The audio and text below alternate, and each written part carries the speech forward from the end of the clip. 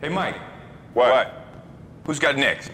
What's good, y'all? It's your man Hezo. Welcome back to the Blacktop, where I always got Knicks, you feel me? So I want to start off by saying Merry Christmas to everybody out there. And as y'all know, I am leaving for vacation on Friday morning, which by the time you see this, it will be Friday. So Merry Christmas to everybody. Y'all won't see any content from me for the next week or so, but I'm gonna be back as soon as I get back from vacation. So I've been talking so much about the Hawks and doing recaps for every Hawks video, and I'm so tired of being depressed, man. So I want to come on here and get a video out for y'all and cater to some of y'all other NBA fans out there that I haven't really got a chance to talk about too many other teams this season, because I do a Hawks recap for every game and I just haven't had a lot of time to record any other videos cater to other teams with my work schedule. So forgive me for that. I'm trying to do better and get more content out that is catered to some other fans out there. So I got a short list of kind of topics around the NBA that's been going on the last couple weeks that I do want to cover, that I just again haven't had a chance to talk about on a video. So I may be late on some of this, and my apologies for that, but better late than never. So if I don't get to your team, I apologize in advance. Again, I'm sorry. I won't get to every team today, but maybe in the future, I'm going to try and get to as many teams as possible by the end of the season and cover as many teams as possible, throughout the rest of the season. Again, it is mostly Hawks recaps, but y'all get what I'm saying, man. Y'all feel where I'm coming from, right? Subscribe to the channel if you are new. Leave a like on the video. We are just under that 900 mark, and y'all got about a week left in the year, man, to hit that 1,000 mark if you want to see that jersey giveaway by the end of the year. And this is gonna be my last video, well, maybe one more video up until the new year starts. So we got like one more day of, one more video of content before the end of the year. So if y'all want to see that jersey giveaway, be sure to subscribe to the channel. So with that being said, let's get right into it. So let's talk some hoops, man. The topic I want to lead off with, and y'all see what jersey I got on my new D-Book jersey. I love this one. This is one of my favorite jerseys that I recently copped. And let's talk about this Suns and Pelicans rivalry, man. I absolutely love it. This is great for the NBA. This newfound rivalry, and it's kind of dates back to last year's playoffs. And Zion kind of touched on it in his one interview when he said, look, man, y'all got to keep in mind, the Suns eliminated my team last year. So Zion comes out and throws down that beautiful 360 windmill dunk, and it just fired everybody up on the Suns. And I love it, man. We have too much shit in the NBA now where it's like everybody wants to be friends and everybody wants to be cool. Not these two teams, man. These two teams hate each other, and I love it. We need more of that in the NBA, man. We need more rivalries and consistent rivalries to where the two teams just don't like each other, and we have that with the Suns and Pelicans. Zion came out and gave these boys, what, 35 and then 35 again, and he threw that 360 windmill dunk down, and the Suns hated it. Chris Paul was in his feelings. He, elbowed Jose Alvarado in the face, man.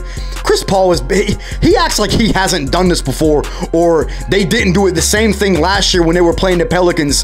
He's such a hypocrite, and I like Chris Paul, I really do, but I've really lost a lot of respect for Chris Paul over these last couple years, because the way he's just been acting and getting in his feelings. And I love what Zion did, man. You know what? If you can't stop me or whatever, you're gonna be pissed off. Y'all eliminated my team last year, and I came out and gave y'all 35, and I'm gonna put this 360 windmill down on your head and rub it in your face. I loved it. He comes back and drops another 35-point game again, and they win back-to-back. And now the Pelicans, well, right now they're sitting at, I think, number 3 in the West, but they were number 1 at the time when they beat the Suns back-to-back. But then D-Book comes out and gets 58, and I think the third matchup in the last like 2 weeks or whatever it was, and he went for 60 on that last second just kind of heave when he just jacked up a late second three when the game was already decided. I love it. I absolutely love it, man. I love D-Book. I love Zion. They're two competitors. Now, the Suns are probably one of the most hated teams in the league right now, just because of the way they've been acting, with DeAndre Ayton kind of acting up and kind of lashing out with his coaches and all that. Who knows if DeAndre Ayton really even wants to be there. We'll see what happens. Maybe he gets moved to the deadline. There really ain't no telling. But I love this rivalry that we have between the Suns and Pelicans. I pray that we get this as a playoff matchup going forward, because I'm going to be a spectator just eating my popcorn, man. And I can't wait to see if we get this matchup again in the playoffs with a fully healthy Zion. So let's talk about Shai Gilgeous, man. This dude is an absolute beast. What I've seen from Shai Gilgeous-Alexander this season, he is really emerging as that next superstar in the NBA. He's averaging like what, 32-8 or 32-7 on this season, and he's really been the engine for the Thunder. Now the Thunder still haven't been very good, but honestly they've been a lot better than I expected. They're probably still going to be a top lottery team, which is great for them. Maybe they get Victor Wembanyama, you never know. But Shai Gilgeous-Alexander, he's so clutch, and I was watching, I caught highlights of the game the other night whenever he hit that beautiful game-winning shot against the Blazers, when he caught the inbound, pulled up, and just drilled it. That's who Shai is, man. This dude has emerged and just keeps getting better every single year as long as he stays healthy. And he really is a top-tier guard in the NBA. And as of right now, I think he will be first-team All-NBA. I think it'll be him and Luka as the two first-team All-NBA guards, and it's well-deserved. I mean, this Thunder team, they're not a very good team, but they're an exciting team. I love watching the Thunder because they have so many young, talented guys that play free, and guys who don't really know too much about, that just are making a name for themselves, like Jeremiah Robinson Earl, who's played pretty decent for them this season. Darius Bazley has had his moments. Lou Dort has always been a guy who's kind of flown under the radar. And the Thunder, man, they're such a fun team to watch, kind of like the Magic, where they're not a really good team, but they have so much young potential, and I absolutely love watching Shai, man. He has become one of my favorite players in the NBA, and I love watching this dude. I love watching the Thunder. I'm really excited to see what the Thunder have once they get Chet Holmgren back next season. Now with him, Josh Giddey, and Shai, and then maybe you add another top prospect like a Scoot Henderson, like a Victor Wembanyama, like one of the Thompson brothers. They have so much young talent. They have a decent coach. This team and all these draft picks, they have so many draft picks. I would love to see them make a move for a guy like OG in Toronto. I think he would be a perfect complement to what they have with Josh Giddey and Shai. I think OG would be a perfect fit, a perfect complement to this young Thunder team. He kind of fits the trajectory and the timeline of the Thunder, the growth of their team. They have the draft picks to do it. I mean, giving up 3 draft picks for them is essentially nothing. I mean, they're sitting on like 27 first-round picks over the next like 7 years. They have the draft capital to get a major deal done at the deadline. I would love to see them make a move, but I mean, I know they're probably going to continue to maybe tank for Wembanyama and then maybe make a move in the offseason. You never know, man. I'm just an NBA fan who's talking basketball right now. We'll see what they do on the deadline, but I gotta give love to Shai. Again, one of my favorite players in the NBA this year. He's probably going to be first team All-NBA as of right now, in my opinion, the way he's been playing, and he'll probably be in the running for most improved, which is kind of crazy, but it is what it is. We know how the most improved voting works, but shout out to Shai, man. He's been balling out this year, and I love it. So speaking of OG, let's talk about the Raptors. What the hell is up with the Raptors? Now, don't get me wrong. That boy Pascal Siakam, bro, is a baller. He just had, what, 52 against the Knicks? Man, if they can just, I don't think they just need to blow it up, but I think they need a retool. Scotty Barnes has not been good this year. He has really kind of taken a step back. Man, there's people calling him the, Michael Carter Williams and Tyreek Evans, to where he had an excellent rookie season, but it seems like he's taken a step back and he didn't take that next step to not a star player, but that borderline all-star, to where we thought he was going to, take that leap. And we just haven't seen that out of Scotty Barnes. Fred VanVleet has been pretty bad. Well, not bad, but he hasn't really been great all season. Now, he did have a pretty solid game against the Knicks, and they did, end up coming out with the win. But overall, the Raptors really have just been disappointing. Now, I know they've been banged up. They've had a ton of injuries, but either way, they still have one of the best coaches in basketball. They still have one of the best two-way players in basketball with Pascal Siakam. In my opinion, he's still one of the most underrated guys in the NBA and doesn't get enough credit. And, if you do blow it up, you will get a haul for Pascal Siakam, but it's just like, what does a trade package even look like for him? After we saw the trade packages around the league for some of the other guys, I just think his value is too much to where there's not going to be a team out there that has enough to give up to get Siakam to be at a point where they can stay in like a contention or to stay in to be a really good team. Pascal has absolutely balled out this year. He should be another All-NBA player, but you have to wonder at what direction are the Raptors going in? Are they going to make the look to move, make moves at the deadline? Is OG kind of on the trade block? Is Gary Trent on the trade block? He's on an expiring deal. Will he get moved? Fred VanVleet is on an expiring deal as well. Will he get moved? The Raptors are in such a tough position right now, and it's like, do you blow it up or do you just retool and kind of keep, build around Scotty Barnes, build around Pascal Siakam? But Siakam's not getting any younger. He's, I think, 28 years old. He's in his prime. You gotta get guys around him that help him win now, and I just don't know what moves the Raptors can make to help them win. They're sitting, I think, at number 10 right now, but they're like 4 games under 500. They just haven't been good so far this season. So it's going to be interesting to see what they do going forward and what they do at the deadline, if anything. So the Bulls are kind of in the same, boat as the Raptors. There's been a lot of talk about them. Now, obviously, they just beat my Hawks on that game winner by Ayo Dosunmu, but they're in another team that's been kind of bad this year, and a lot of people were picking them to be in the playoffs. I know they're missing Lonzo. Caruso got hurt. They really haven't had great point guard play. But outside of DeMar DeRozan, who's been incredible all season long, Zach LaVine is coming off that surgery. He's not been great this year. He has a max signed that max contract, or the extension. He's not been great this year. They haven't got great play out of Vucevic. He's been kind of inconsistent. They don't hold their own draft pick this year in the first round. I think it's top 3 protected. So if you're the Bulls, like, do you blow it up? I mean, there's so many fans out there that are Bulls fans or Raptors fans that think these two teams should blow it up. I know my man Kenny out there, Kenny Beecham, KOT4Q, I think he's a big Bulls fan. He's saying that maybe blow it up. I don't know, man. It's tough to see what direction the Bulls are going to go. Do you trade DeRozan? Do you trade Zach LaVine? Is Lonzo coming back? Is his career over?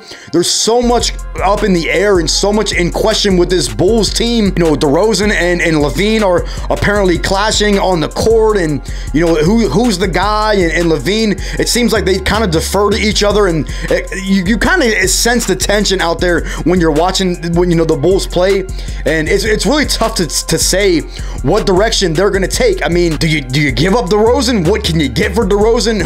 Who's in the running for DeMar DeRozan? I don't know. What does a trade even look like for him? You get multiple first-round picks back? I don't know. It's all speculation, man. Again, just a dude with a microphone talking about hoops. I love basketball. I love the game, but there's so much going on in the NBA, and you just never know what the hell is going to happen with these, especially with teams like the Raptors and Bulls, who just have a lot to figure out, including my Hawks. But we ain't talking about the Hawks. I'm not talking about the Hawks this video. Where do the Bulls go? Where do the Raptors go? Y'all let me know down in the comments what y'all think they should do.